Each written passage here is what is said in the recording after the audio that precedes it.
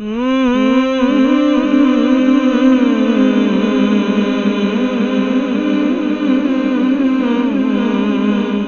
مسلمانوں، میرا ایک سوال ہے کہ حضور صلی اللہ علیہ وسلم کا ناسخ آپ کے قرآن کا کتاب کا کوئی ناسخ نہیں ہے، آپ کے احکام کا کوئی ناسخ نہیں ہے۔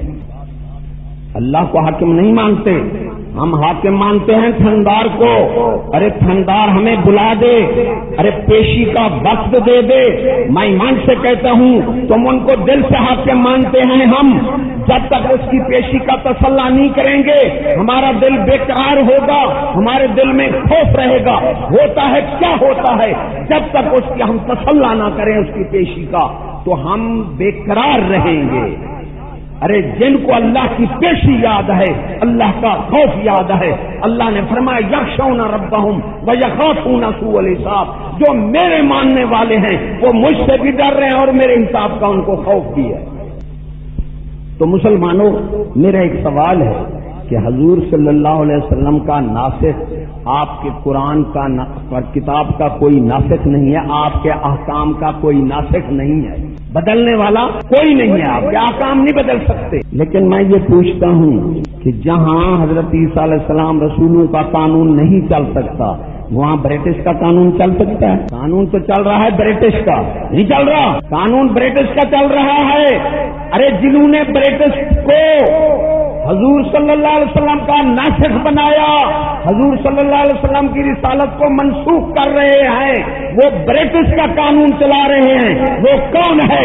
ان کو تم نے اپنا بیٹا دے رکھا ہے، تو وہ کہاں کا؟ تیری محبت گھر کا دین ہے، تیری محبت کہاں ہے؟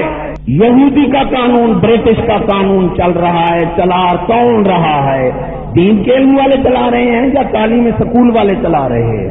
اس نے کہا پیسے دوں گا، بیٹا دو۔ ارے تم اپنے رسول کے خلاف قانون چلانا، جس طرح کہتے ہیں جی قائد اعظم نے پاکستان کو آزاد کرا دیا۔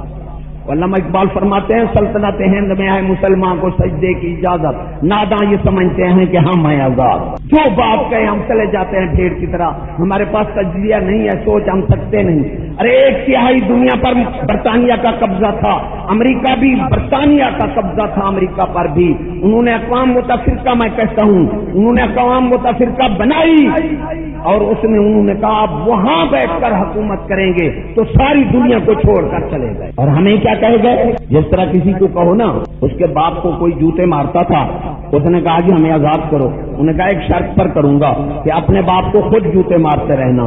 انہوں نے کہا یہ ہمیں منظور ہے، تم نہ مارو ہم خود مارتے رہیں گے، چلو ہمیں آزاد کر دو۔ وہ چلے گئے، وہ اپنے باپ کو روزانہ خود جوتے مارتے۔ کیا عقل مندی ہے؟ اے مسلمان، انہوں نے کہا ہم تمہارا ملک چھوڑتے ہیں، ہم چلے جاتے ہیں، لیکن تم نے اپنے رسول کی قانون کی بجائے ہمارے برٹش کا قانون چلانا ہے، تم نے رسول برٹش کو سمجھنا ہے، اپنے رسول کو رسول نہیں سمجھنا۔ پھر ہم آزاد ہو گئے۔ یہ کون سی آزادی ہے؟ دین سے آزاد ہو گئے، ایمان سے۔ ہمارا ملک کوئی آزاد نہیں ہے، بلکہ سمجھدار لوگ اسے ہندوستان کی امریکہ کی ریاست سمجھتے ہیں۔